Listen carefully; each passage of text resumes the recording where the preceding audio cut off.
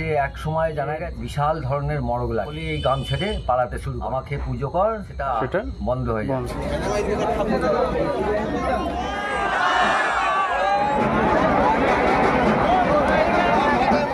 তো আজ আর একটা নতুন ভিডিও, আর আজ আমি আপনাদেরকে দেখাতে চলেছি বড় মায়ের কিভাবে আসা হয়, বড় মাকে নিয়ে আসা হয় কাঁধে করে, সবার পিঠে চড়ে যেভাবে আসে সেই দৃশ্যটা কিন্তু আপনাদের সঙ্গে তুলে ধরবো। এবং এই বড় মায়ের পুজো কেন করে আঁটপুরে সেটাও কিন্তু তোমাদের সঙ্গে শেয়ার করব। মানে ওখানকারই এক বাসিন্দারের মুখ থেকে শোনা এই কথা, যেটা আমি রেকর্ড করেছি, তোমাদেরকে যতটা পারবো তুলে ধরার চেষ্টা করব। আর বলে রাখি, বড় মায়ের এই ভিডিওটা কিন্তু অনেক আগের ভিডিও, অ্যাকচুয়ালি আমি ভাইফোঁটা এইসবের জন্য এডিট করতেও পারিনি এবং কিছু ভিডিও আমার সামনে আসেও নি। হ্যাঁ, তো সেই কারণে আমি এডিট করে ছাড়তেও পারিনি। তো আগেই ক্ষমা চেয়ে নিচ্ছি, যারা আগের ভিডিও দেখোনি আমি কিন্তু ডেসক্রিপশন বক্সে লিংক দিয়ে রাখছি, সেখান থেকে দেখে নাও। তো চলো শুরু করা যাক। ভালো লাগলে লাইক আর চ্যানেলটিকে কিন্তু সাবস্ক্রাইব করতে একদম ভুলবে না। আর বড় মায়ের জন্য জয় বড় মা লিখতে একদম কমেন্টে ভুলবে না।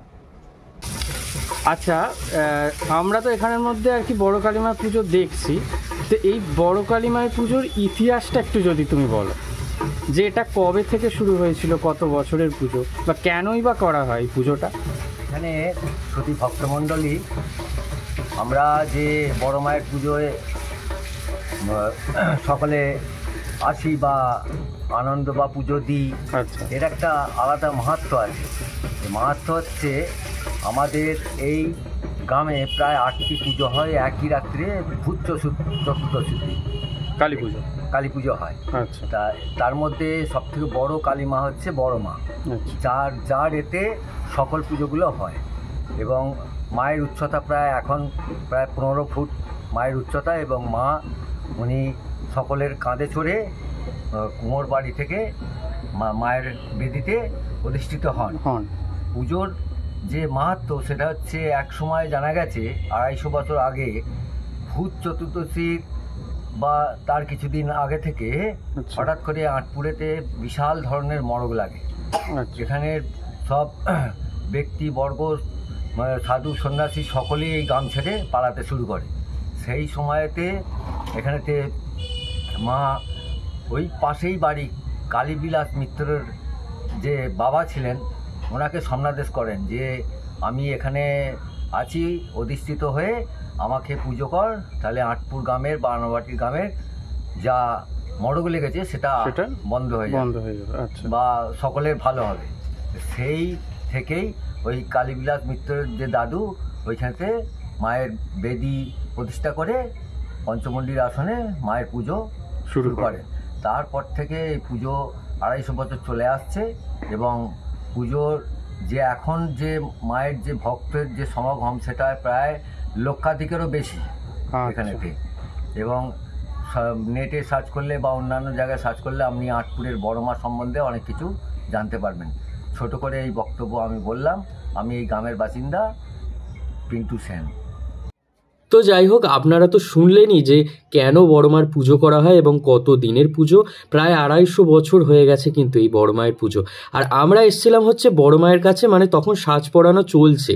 হ্যাঁ, এই সময়তেই ভিড়টা দেখুন, মানে এতটা ভিড়, মানে মানুষের কতটা মায়ের প্রতি বিশ্বাস থাকলে যে সামান্য সাজ পড়ানো হচ্ছে, মানে এখনো মাকে পুজো করা হয়নি, প্রাণ প্রতিষ্ঠা হয়নি, তার আগেই সেই সামনে ভিড়, মালা পরানো থেকে শুরু করে শাড়ি দেয়া থেকে শুরু করে বিশাল পরিমাণে ভিড় হয়ে গেছিলো। এবং সেই দিনকে তো মানে প্রায় লাখ পেরিয়ে গেছিলো, মানে আমরা যখন জানতে পারলাম যে সেখানে নাকি বিশাল হারে ভিড় হয়েছিল। এই বছরে যেন অতিরিক্ত ভিড়। আর ঠিক আমরা চলে এসেছিলাম হচ্ছে, তখন বাজে 10টা বাজে, আমরা চলে এসেছিলাম বড় মাকে এই সময় আনা হবে। তো দেখতেই পাচ্ছ বড়মা চত্বরে দুপাশারই কিন্তু মেলা বসে সেদিনকে। মানে এটা তো সকালবেলায় ঘুরিয়েইছি তোমাদেরকে মাঠটা, তো এই মাঠের দুপাশারই দেখছো মেলা থেকে শুরু করে বিভিন্ন সাজের জিনিস, তারপরে বিভিন্ন জিনিস, তারপরে হচ্ছে খেলনা থেকে শুরু করে বাচ্চাদের চাপার জিনিস, প্রায় বলতে গেলে একটা জমজমাট ব্যাপার থাকে সেদিনকে রাতটা। তবে এইখানের যে পুজোতে মেনলি হচ্ছে মায়ের আসার যে ব্যাপারটা সেটা কিন্তু প্রায় অসাধারণ লাগে। আর কিছুক্ষণের মধ্যেই আপনাদেরকে দেখিয়ে দেবো সেই আসার দৃশ্যটা। আমরা গেছিলাম হচ্ছে 10টার সময়, মানে 10টার সময় দেখছো কীরকম ভিড়। এরপরে জাস্ট লাইনটা দেখবে, মানে আমরা এই জায়গাটা করে দাঁড়িয়ে গেছিলাম, মানে ওখানে গেলে কিন্তু আগে থেকে দাঁড়িয়ে যেতে হবে। এই যে দেখো এবার কিন্তু ফাইনালি ভিড়টা দেখো জাস্ট, মানে বিশাল হারে ভিড় হয়ে গেছিলো। অনেকে তো মাটিতে বসে থাকে, যখনই মা আসবে ঠিক সেই সময় সবাই উঠে দাঁড়ায়। এবং প্রথমেই আসে হচ্ছে এরকম একটা লাইট, মানে লাইট করে মায়ের আগে আসে হচ্ছে টিউব লাইট, সেটাকে আর কি গাড়ির সঙ্গে বেঁধে সেটাকে আগে আনে। তারপরেই কিন্তু তার পিছনেই কিন্তু থাকে হচ্ছে বড় মা, সেই বড় মাও কিন্তু আসে তার পিছু পিছু।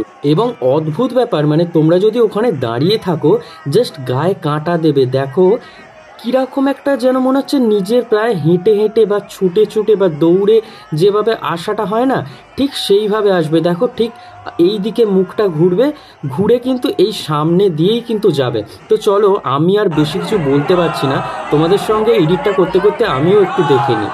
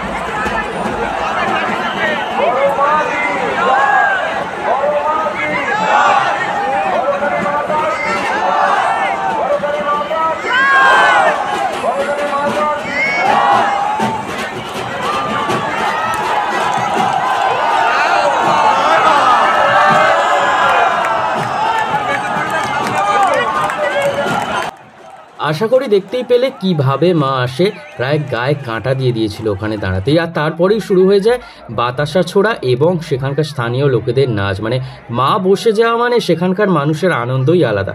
আর আমাদের অবস্থা হয়ে যায় বিশাল খারাপ, মানে সেখানে তো প্রায় নাচ শুরু হয়ে গেছে।